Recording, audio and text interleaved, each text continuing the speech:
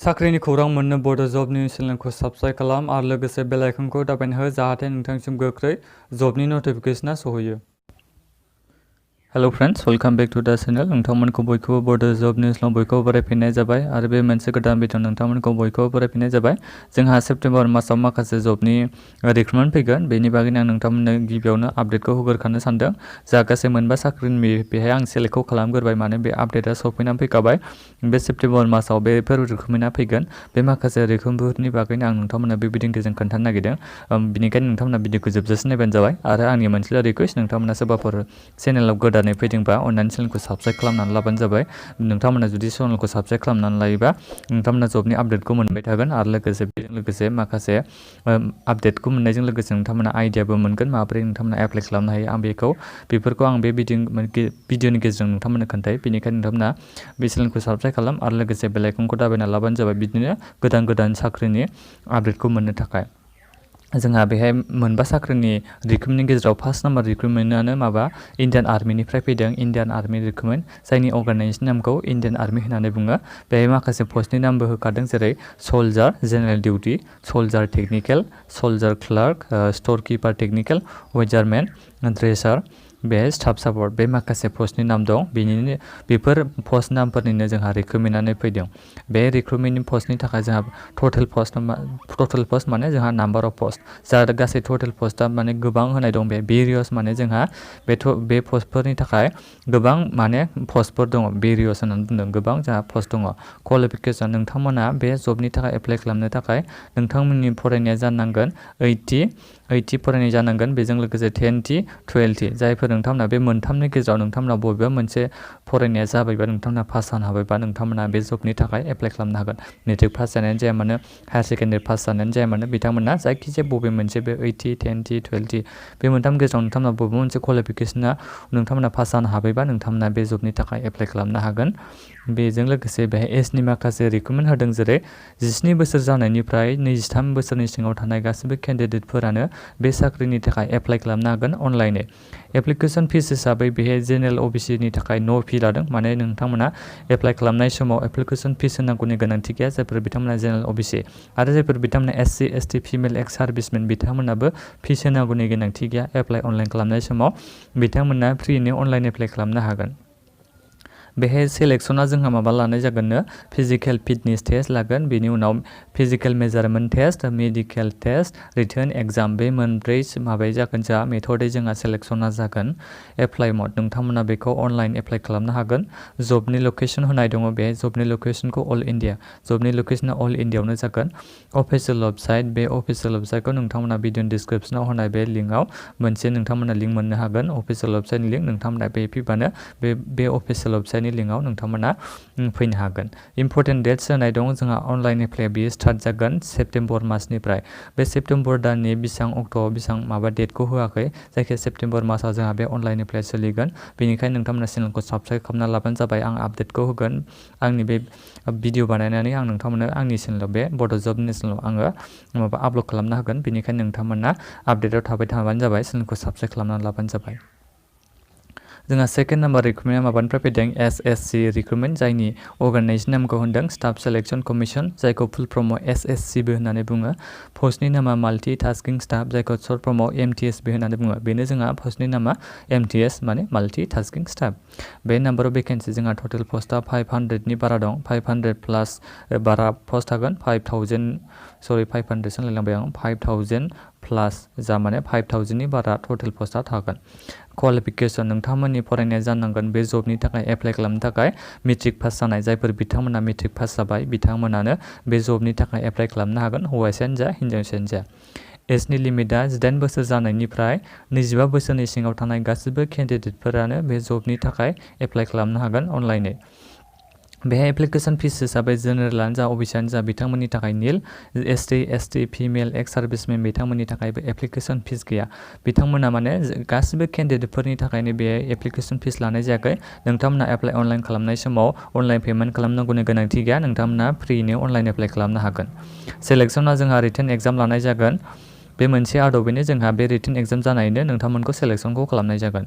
Apply mud बे online, नोंथांमोना बेखौ अनलाइन एप्लाइ खालामनो हागोन। जबनि लकेसनखौ अल इन्डिया होनानै होदों बेहाय। अफिसियेल वेबसाइट, नोंथांमोना बेखौ भिजिट खालामबानो जाबाय। आं भिडिअनि डिसक्रिप्सनाव हरदों अफिसियेल वेबसाइटनि लिंकखौ। बेहाय इम्पर्टेन्ट डेट्स होनाय दङ। जोंहा अनलाइन एप्लाइआ सेप्टेम्बर मासनिफ्रायनो सोलिगोन।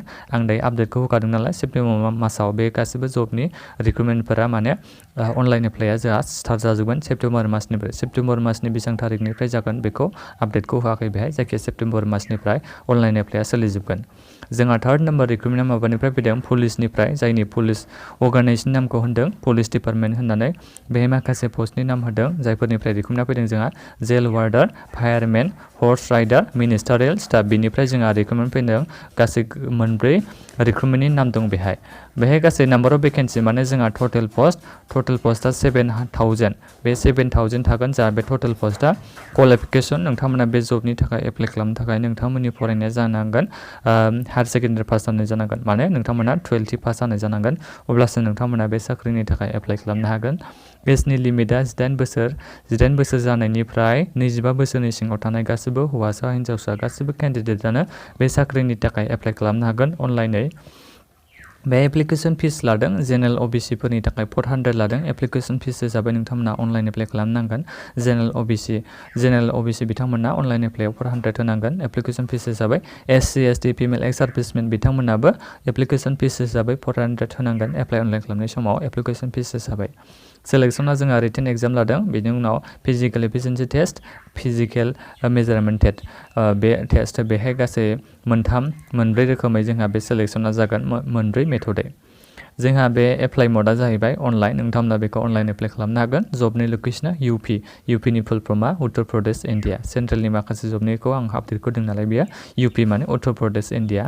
अफिसियेल वेबसाइट होनाय दं, नोंथांमोना बेखौ भिजिट खालामबानो जाबाय। भिडिअनि डिसक्रिप्सनाव आं होनानै दोनदों अफिसियेल वेबसाइटनि लिंकखौ। इम्पर्टेन्ट माखासे डेट्सफोर दं जोंहा अनलाइन एप्लाइआ सेप्टेम्बर मासनिफ्राय सोलिगोन। बे सेप्टेम्बर मासनिफ्राय सोलिनानै जोंहा अक्ट'बर मासावहाय जोबहैगोन।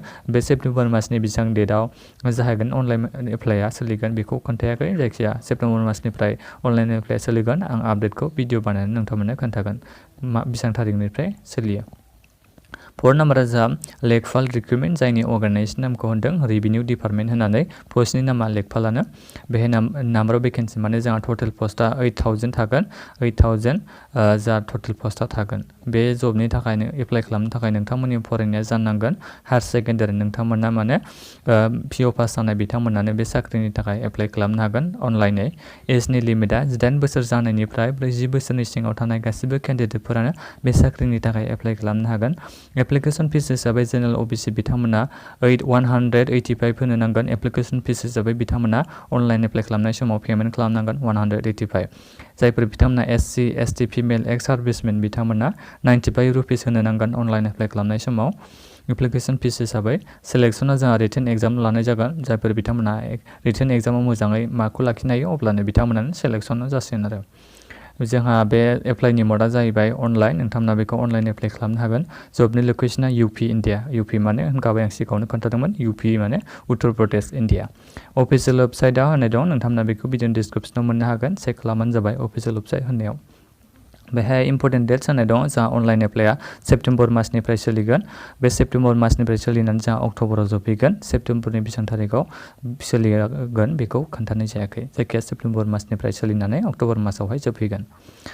5 नाम्बारा जोंहा माबानिफ्राय फैदों, बेबो पुलिसनिफ्रायनो फैदों, पुलिस डिपार्टमेन्टनिफ्राय। अर्गानाइजेसन नामा पुलिसनि रिक्रुटमेन्ट फैदों, जायनि माखासे पस्टनि नामबो होनाय दङ। कनस्टेबल, हेड कनस्टेबल, एसिस्टेन्ट, साब इन्सपेक्टर। बे मोनथाम पस्टनि नामनि रिक्रुटमेन्ट जा फैगोन बे सेप्टेम्बर मासाव। गासै नाम्बार अफ भेकेन्सि जोंहा टटेल पस्टआ थागोन 4269। जायनि क्वालिफिकेसन माने नोंथांमोना फरायनाया जानो नांसिगोन आरो बे साख्रिनि थाखाय एप्लाइ खालामनो थाखाय। मेट्रिक पास जानाय बिथांमोनाबो बे साख्रिनि थाखाय एप्लाइ खालामनो हागोन। बेजों लोगोसे जायफोर बिथांमोना हायार सेकेन्डारि पास जाबाय एबा हायार सेकेन्डारियाव फरायगासिनो दङ बिथांमोनाबो बे साख्रिनि थाखाय एप्लाइ खालामनो हागोन अनलाइनै। एजनि लिमिटआ 18 बोसोर जानायनिफ्राय 25 बोसोरनि सिङाव थानाय गासिबो केन्डिडेटफोरानो बे साख्रिनि थाखाय एप्लाइ खालामनो हागोन, हौवासायानो जा हिन्जावसायानो जा। बेहाय एप्लिकेसन फिस होनाय दङ। जेनेरेल अबिसि बिथांमोननि थाखाय 520 लादों। बिथांमोना अनलाइन एप्लाइ खालामनाय समाव एप्लिकेसन फिस हिसाबै 520 अनलाइन पेमेन्ट खालामनांगोन। SC, ST, फिमेल एक्स सार्भिसमेन बिथांमोननि थाखाय 320 लादों। बिथांमोनाबो पेमेन्ट खालामनांगोन 320। सेलेक्सना जोंहा अनलाइन एग्जाम, बेजों लोगोसे फिजिकेल टेस्ट, मेडिकेल टेस्ट, बे मोनथाम मेथडै जोंहा सेलेक्सनखौ लानाय जागोन होनदों। बेहाय एप्लाइनि मडआ नोंथांमोना बेखौ अनलाइन एप्लाइ खालामनो हागोन। जबनि लकेसना MP इन्डिया, माने मध्य प्रदेश इन्डिया। अफिसियेल वेबसाइटखौ नोंथांमोना भिडिअ डिसक्रिपसनाव मोननो हागोन। आरो नोंथांमोना बे अफिसियेल वेबसाइटआव थांनानै बे एप्लाइ अनलाइन मालानिफ्राय सोलियो नोंथांमोना बेखौबो चेक खालामहैबाय थानो हायो। बेनिखायनो नोंथांमोना अफिसियेल वेबसाइटखौ थांनानै नोंथांमोना चेक खालामहैनो हागोन। बेहाय जोंहा इम्पर्टेन्ट डेट्स जादों अनलाइन एप्लाइ जोंहा सेप्तेम्बर मासनिफ्राय सोलिगोन। सेप्तेम्बर मासनिफ्राय सोलिनानै अक्ट'बर मासावहाय जोंहा बे अनलाइन एप्लाइआ जोबफैगोन। बेनोमोन लोगोफोर दिनैनि माखासे जबनि आपडेटखौ होखाबाय आं नोंथांमोननो। बेफोर माखासे जबफोरा जोंहा सेप्तेम्बर मासाव अनलाइन एप्लाइ सोलिजोबगोन। जायफोर बिथांमोना मेट्रिक पास जाबाय दाख्लैबावै आरो जायफोर बिथांमोना सिगाङावनो पास जानानै दंखायो, डिग्रि फरायगासिनो एबा हायार सेकेन्डारिखौ दाख्लैबावै पास जानो हानाय केन्डिडेटफोरा बे माखासे साख्रिनि थाखाय सेप्तेम्बर मासाव एप्लाइ खालामनो हागोन अनलाइनै। नोंथांमोना बेनिखायनो आपडेटआव थाबानो जाबाय। बेफोर जबनि रिक्रुटमेन्टफोरनि अनलाइन एप्लाइ मालानिफ्राय सोलियो आं भिडिअ बानायनो नोंथांमोननो खोन्थाहरगोन। बेनिखायनो नोंथांमोना बे चेनेलखौ साबस्क्राइब खालामनानै ला आरो लोगोसे बेल आइकनखौ दाबायना लाबानो जाबाय। बेनोमोन लोगोफोर दिनैनि थाखाय। भिडिअखौ मोजां मोनदोंमोन लाइक खालाम आरो अननानै लोगोफोरनो शेयार खालामना होदो। गोजोन्थों लोगोफोर।